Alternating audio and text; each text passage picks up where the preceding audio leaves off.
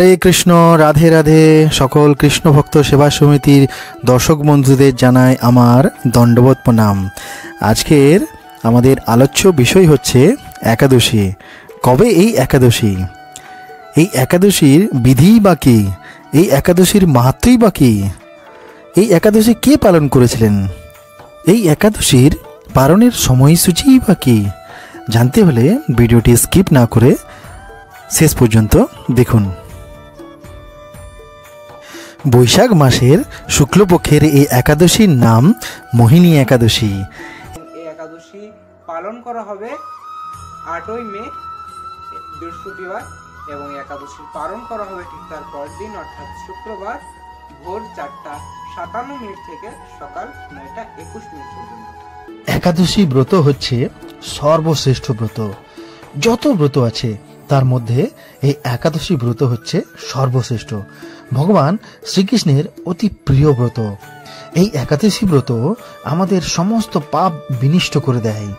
এই একাদশী ব্রত হচ্ছে এক কুঠার, যা আমাদের পুরনো পাপ, নতুন পাপ, সমস্ত পাপকে বিনষ্ট করে দেয়। যেমন দাবানল। জঙ্গলে যখন দাবানলের আগুন লাগে তখন এটা দেখে না যে এটা বড় বা শুকনো গাছ, এটা ছোট গাছ, গুল্ম গাছ, সমস্ত বৃক্ষকে দাবানলে আগুনে জ্বালিয়ে বিনষ্ট করে দেয়। সেই রকম আমাদের একাদশী ব্রত পুরনো পাপ, নতুন পাপ, সমস্ত ধরনের পাপ এই একাদশী ব্রত করলে বিনষ্ট হয়ে যায়। তাই আমাদের অনুরোধ, আপনারা প্রত্যেকে এই পরম পবিত্র ফলদায়ী এই একাদশী ব্রত পালন করুন। আজ আমরা মোহিনী একাদশীর মাহাত্ম্য আস্বাদন করব।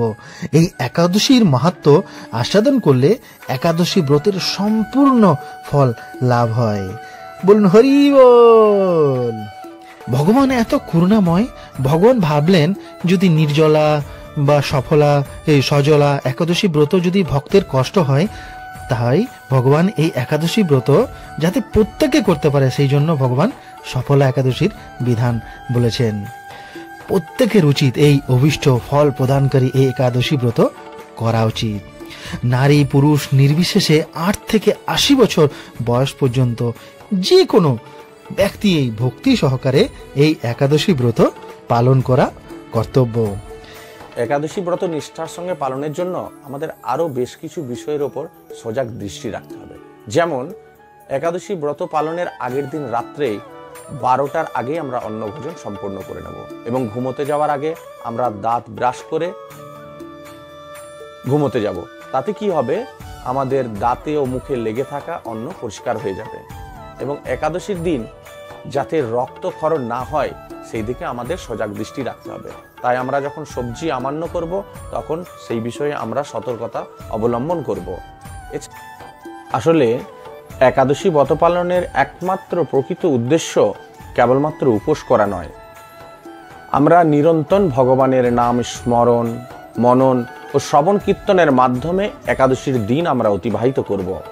এই দিন যতটুকু সম্ভব আমাদের উচিত মিথ্যে কথা না বলা, ক্রোধিত না হওয়া, দুরাচারী না হওয়া এবং স্ত্রী সহবাস থেকে বিরত থাকা, নতুবা একাদশীর কোনো ফল লাভ হবে না।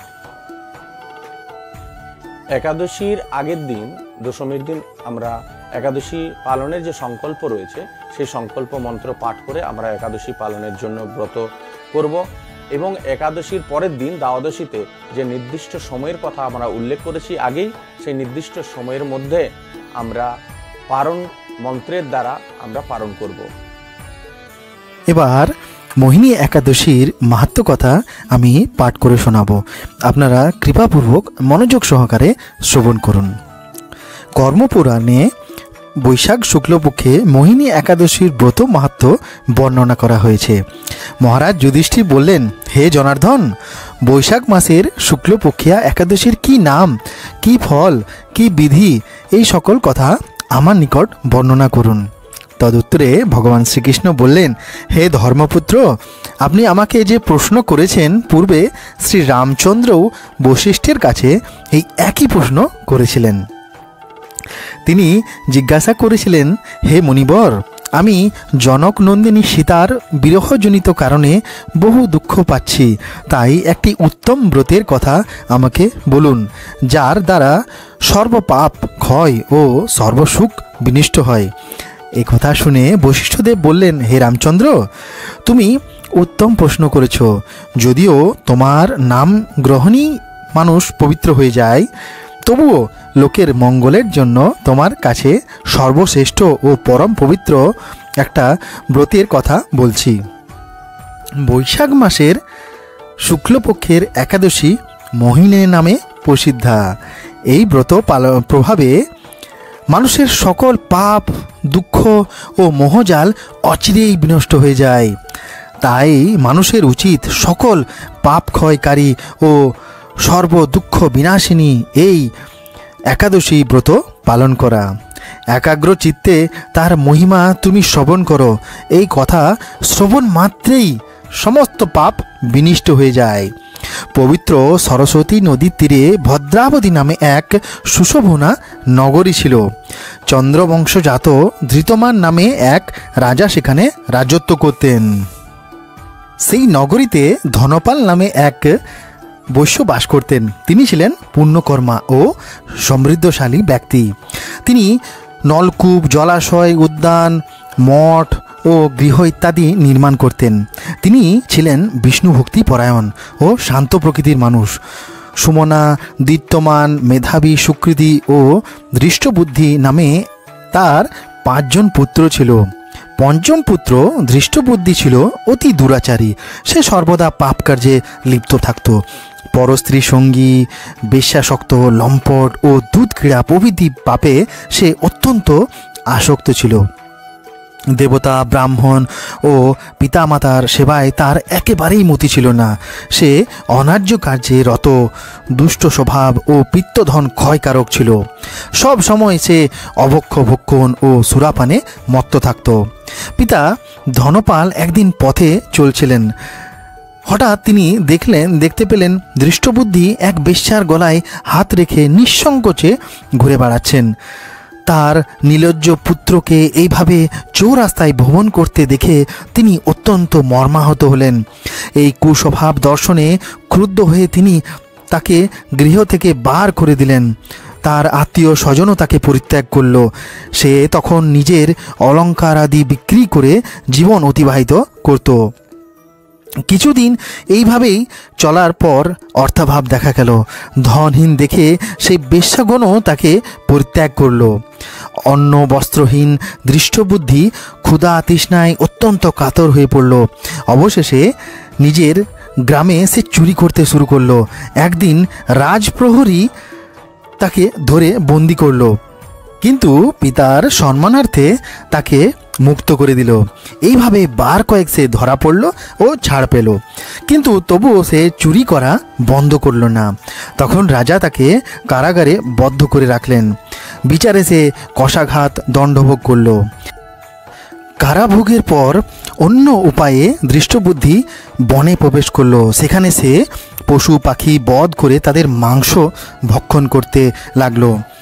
অতি দুঃখে পাপময় জীবন যাপন করতে লাগলো। দুষ্কর্মের ফলে কেউ কোনো দিন সুখী হতে পারে না। তাই সেই দৃষ্টবুদ্ধি দিবারাত্রি দুঃখ সুখে জর্জরিত হতে লাগলো। এইভাবে অনেক দিন অতিবাহিত হলো।